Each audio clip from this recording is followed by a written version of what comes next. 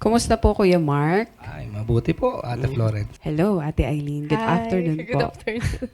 Hello po, Kuya Mike. Magandang hapon po.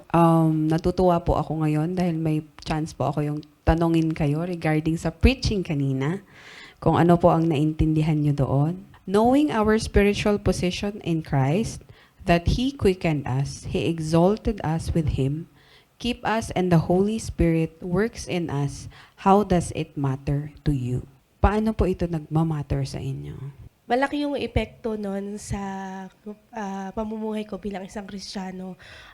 Especially para sa akin, it's a reminder ng kung sino ako kay Kristo. Kung paano niya binago yung buhay ko, binuhay niya ako from my sin. Parang, kumbaga, inagaw niya ako doon sa kasalanan na sa mundo na pinamumuhay ko dati. At ngayon, it's a great reminder na ando na yung kapayapaan at katiyakan ko sa Panginoon, yung pagtitiwala ko sa Kanya. At regarding do sa banal na espiritu na namumuhay sa akin ngayon, parang andun yung nagkaroon ako ng layunin na kilalanin pa si Jesus sa buhay ko. Hindi po kasi tayo yung, kumbaga, kung hindi natin kayang lumapit directly kay God without Jesus Christ. So, para po sa akin, kung meron kang, kung lalapit ka sa akin, kailangan dumaan ka muna sa aking anak. So, for me, napakalaking bagay po nun is dahil doon ko mas nakikilala si Jesus Christ, who is Jesus Christ, and kung ano ang ano ni Jesus Christ para sa akin, yung ginawa ni Jesus Christ para sa buhay ko. Napakasarap makinig sa salita ng Panginoon. No? Lalo na alam natin sa sarili natin na lagi natin kasama ang Panginoon, lagi niya tayong ginaguide, lagi niya tayong pinoprotektahan. So, may ano tayo kumbaga lagi tayong secured sa Panginoon. Yan, yun yung tingin ko na napulot natin kanina na mag-trust lang tayo lagi sa Panginoon. Yung trust natin sa lahat ng mga bagay na gagawin natin sa pang-araw-araw nating buhay. Saka protection natin. Protection para sa ating family, lalo na wala tayo, hindi tayo nila kasama. So by that, kumbaga parang kapag binigay mo na kay Lord, ano ka na, kumbaga malaya ka na alam mong ligtas sila palagi. Never kang magdududa sa kakayahan ng Panginoon. Ang pagka-convert po natin bilang Kristiyano ay hindi ang katapusan, kung hindi ito pa lang ang simula. Ano po ang response ninyo bilang Kristiyano? Kuya, conversion is not the end. Di ba na-convert na tayo? It's only the beginning. What do you expect as a response from a new Christian like you po? Yung makonvert tayo is simula pa lang yun. Yung datahakin natin papunta dun sa kinakailangan natin para masunod natin yung Panginoon. Yun yung challenge para sa ating lahat. Which is lagi natin naririnig sa kapatiran niya na ito pa lang yung simula at marami pa tayong pagdadaanan. Yung pagdadaanan na yan, kailangan nating ipanalangin lang kay Lord na sa lahat ng mga trials na pagdadaanan ko, kasama kita, Panginoon, dahil tinanggap kita. So yun, sa pamamagitan nun, so sa obedience natin kay Lord, nandun na yung pagsiserve natin, pag-commit natin sa ministry natin. Kailangan yun Yun yung gustong gawin ng Panginoon para sa atin. Nung hindi pa ako binabago ng Panginoon, andun yung parang laging, ano ba yung ini-expect ko from Lord? Pero nung binago na niya ako, baligtad pala, it's the opposite pala. Ano yung dapat kong i-response kay Lord, kung ano yung dapat na mga bagay na dapat kong gawin bilang isang bagong Kristiyano, bilang isang born-again Christian. I need more of you, Jesus. Parang, yun nga, yung involvement ko sa ministry. So, one of that, yung following Him and obeying Him talaga is yung ma-involve ako sa mga activity sa church. Yung it's about my servanthood, in the technical side na kung ano ba yung mga dapat kung gawin as a Christian. Ando na yung pag-iingat mo sa lahat ng ginagawa mo, medyo takot ka na gumawa ng kasalanan. You are convicted na already simula nung binago ako ng Lord.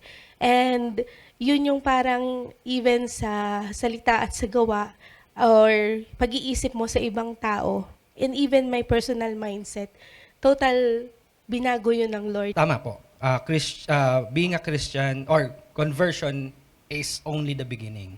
So, halimbawa po kung ako ay Kristiyano na, so ito lang po yung, para sa akin, ito po yung umpisa pa lang. Dito pa lang po magsisimula at titignan natin at ipapakita po natin ito kung paano natin ipapamuhay or isasagawa yung mga bagay na natututunan natin sa pagiging Kristiyano. Tumutulong po ba kayo para pagkatiwalaan ng iba ang Panginoon?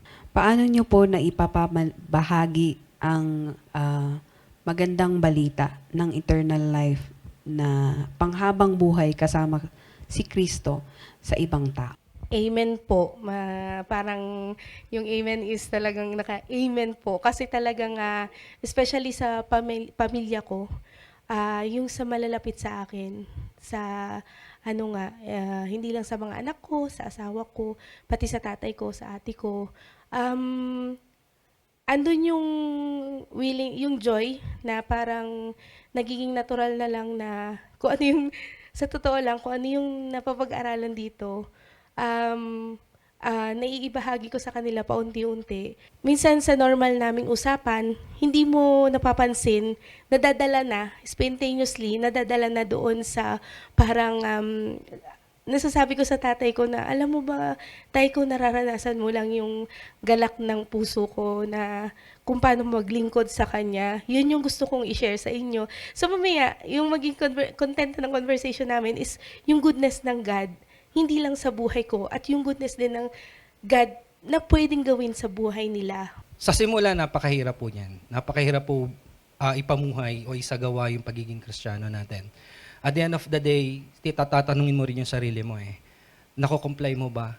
Or nagagawa mo ba ng maayos yung pagiging Christian mo? Kung tatanungin niyo po ako kung na-share ko ba to sa iba, aminin po natin sa hindi. Minsan talagang hindi po madalas, kundi paminsan na nagagawa ko pong i-open to sa family ko. Pero alam mo yung nararamdaman ko yung pakiramdam nila na ang hirap pa rin. No, hindi pa gano'n kabukas yung isipan nila pagdating sa mga gano'n. Kasi nagkakaroon pa rin ng pagkakataon na nagtatalo kami. No, iba yung way niya ng pagtanggap dun sa mga sinasabi ko at iba rin yung way ko kung paano ko siya ini-interpret sa akin.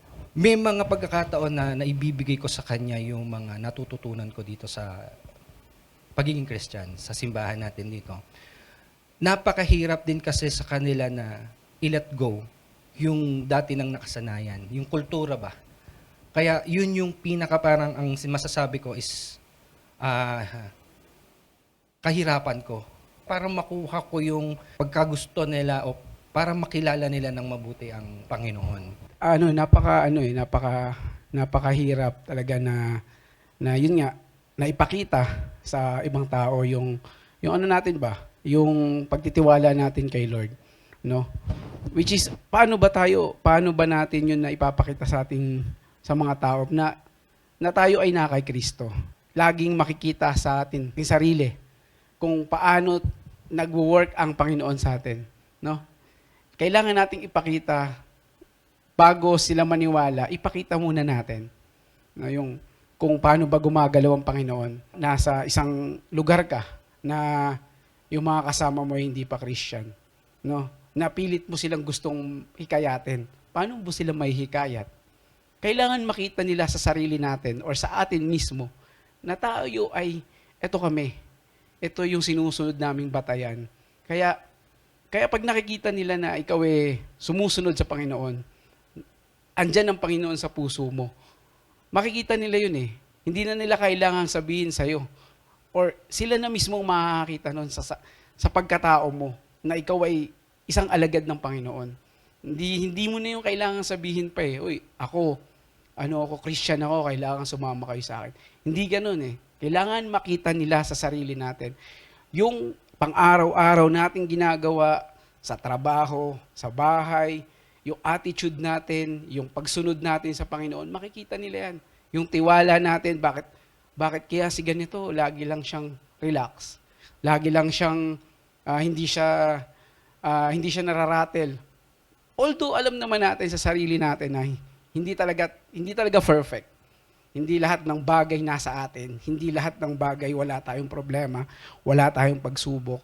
So, sa totoo lang, napakarami nating problema, which is ang kagandahan lang na tayo ay Christian. Lagi nating iniisip, sa lahat ng problema na ito, nandyan ang Panginoon. Nandyan ang Panginoon sa likod natin.